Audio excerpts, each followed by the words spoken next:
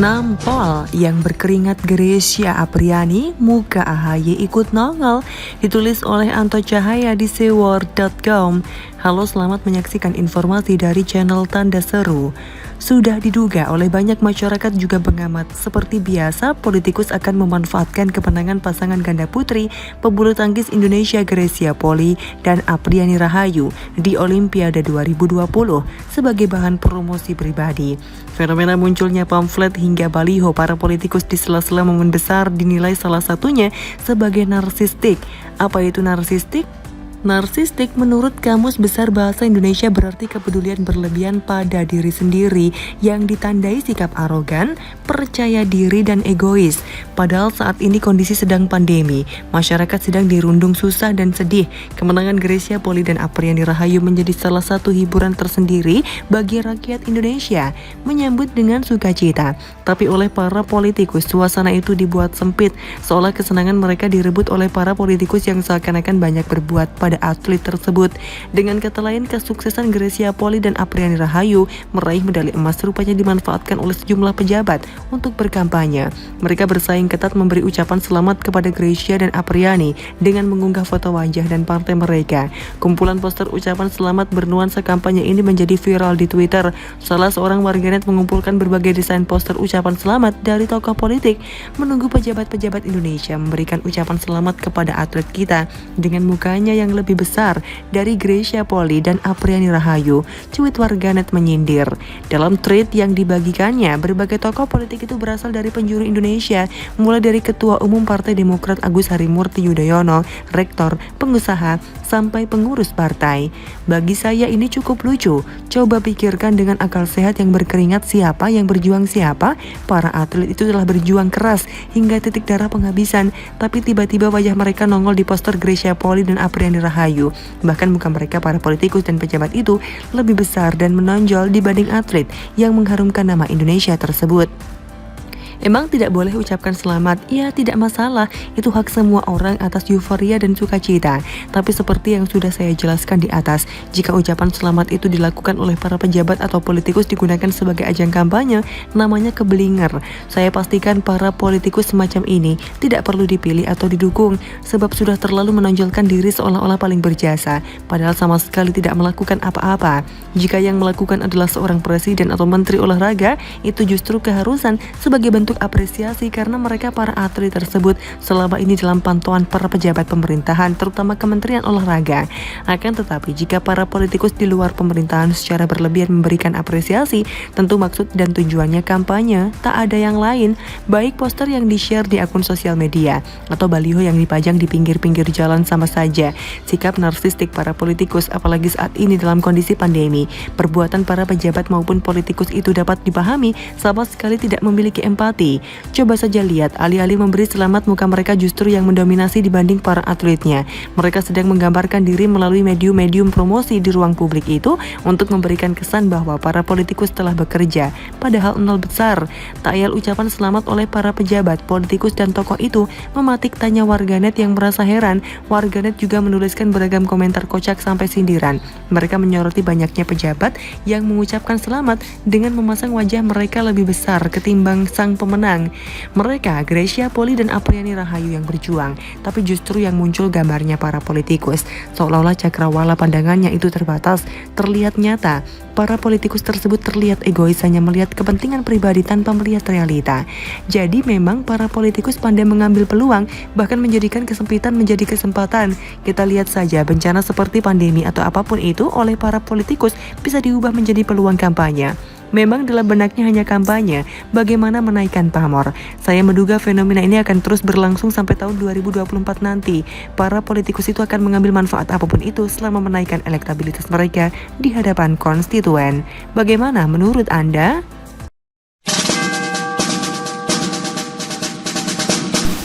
Ferdinand bongkar liciknya Anies, waspada tukang klaim, ditulis oleh Nina Nur di seaworld.com. Halo, selamat menyaksikan informasi dari channel Tanda Seru. Kasian bener ya, warga DKI Jakarta sudah jarang ditengok oleh pemimpinnya, disamakan pula dengan hewan. Sudah pada tahu dong bagaimana dramatisnya Anies menengok dua harimau di Ragunan sembari menyebut kedua hewan ini sebagai warga DKI. Oke lah, kita semua yang waras ini pasti sayang juga sama hewan dan ciptaan Tuhan lainnya. Tapi jika perilaku ini dibandingkan dengan absennya Anies menjenguk warga DKI Jakarta yang masih hidup, maka warga Jakarta bisa jadi merasa malu hati melihat kelakuan dramatis Anies ini. Presiden Jokowi saja belusukan kemana-mana di Jakarta siang dan malam, lah kok gubernurnya hanya belusukan di kuburan dan kebun binatang. Itulah yang sekarang terjadi pada Anies, yang hanya bisa dipahami jika melihatnya dari sudut pandang politis. Mengapa Anies lebih memilih menengok makam dan kebun binatang? Dugaan saya adalah karena jika Anies turun menengok warga, reaksi warga itu tidak bisa diprediksi. Warga pasti mengapresiasi ketika bertemu dengan Presiden Jokowi yang belusukan. Kalau Anies, jangan-jangan nanti terjadi kekacauan karena warga malah protes ke Anies. Kan susah dan tidak bisa jadi video dramatis. Sementara di kuburan dan di kebun binatang hanya ada sedikit warga, memperkecil kemungkinan blunder dan kekacauan. Jadi Anies sekarang sedang berusaha mendulang hasil kerja dan prestasi dengan susah payah. Anies pun mencari celah di mana-mana, sementara program-programnya sendiri seperti ajang balap Formula E dan program rumah DP 0 rupiah sudah tidak bisa dibanggakan Anies. Proyek sampah pun mangkrak, proyek banjir mana? Katanya bikin masjid dan museum Nabi di Ancol. Kok nggak ada suaranya lagi? Paling hanya proyek stadion JIS yang bisa diandalkan Anies. Apakah itu cukup? Emang sesudah stadion JIS diresmikan, stadion itu langsung dipakai buat PON, buat SEA Games? Kan enggak. Oleh sebab itu Anies berusaha mencari-cari celah lain yang bisa dijadikan sebagai prestasi. Ingat kan bagaimana sumringah muka Anies dalam sebuah video yang dia buat untuk mengumumkan bahwa IGD di Jakarta mulai kosong. Pada saat yang sama Wagub DKI mengumumkan keterisian tempat tidur di rumah sakit rujukan pasien COVID di angka 73% dan keterisian ICU 89%. Angka ini masih tinggi. Untuk disambut Anies dengan senyum sumringah, harusnya ya masih prihatin dan serius dong. Namanya juga sedang mendulang prestasi, apapun disambar, termasuk soal vaksinasi di DKI Jakarta. Dilansir suara.com dan cnbcindonesia.com, kembali Anies mengumumkan di berbagai media bahwa dirinya berhasil mencapai bahkan melebihi target vaksinasi yang telah ditetapkan oleh Presiden Jokowi. Sebelumnya, Presiden Jokowi meminta DKI Jakarta harus sudah melakukan vaksinasi buat 7,5 juta penduduk sampai akhir Agustus nanti. Anies pun memamerkan pencapaiannya ini. Pada 14 Juni, Pak Presiden memberikan target 7,5 juta vaksinasi dosis pertama untuk DKI Jakarta harus tuntas di Agustus. Pada 31 Juli kami laporkan target tersebut sudah tercapai, 7,5 juta vaksin dosis pertama dan 2,5 juta vaksin dosis kedua. Alhamdulillah, ini artinya kita lebih cepat 1 bulan dari target jadwal yang ditetapkan, ujar Anies. Saya ingin sampaikan terima kasih kepada semua pihak yang telah mendukung kegiatan vaksinasi ini. Kita akan terus kerja dan akan kerja cepat memastikan bahwa seluruh warga yang tinggal dan berkegiatan di Jakarta itu divaksin. Jadi, walaupun target 7,5 juta itu sudah tercapai, tapi kita tidak akan berhenti di titik ini. Kita akan teruskan. Lanjut Anies. Kita yang mendukung. Siapa yang mendukung? Siapa yang beneran kerja? Kelakuan main klaim oleh Anies ini pun disliding oleh politisi Ferdinand Hutahian. Waspada tukang klaim.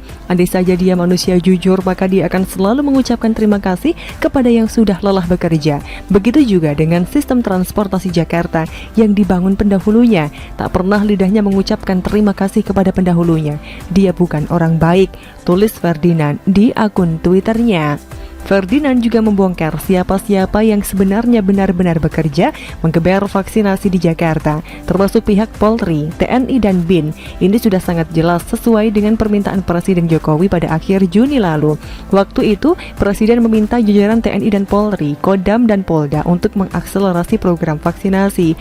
Google saja kata kunci ini, Polri TNI gelar vaksinasi di Jakarta. Maka akan muncul seabrek berita menunjukkan kerja keras TNI dan Polri menggeber vaksinasi. Dan kalau mau ditambah lagi ada pula peran Kementerian BUMN dan Kementerian Parekraf dalam membuka sentra-sentra vaksinasi di DKI Jakarta. Sementara Anies tinggal mengklaim hasilnya saja. Kebayang kalau dia jadi presiden, gak bakal bisa kerja sekeras Presiden Jokowi lah, selalu dari kura-kura. Bagaimana menurut Anda?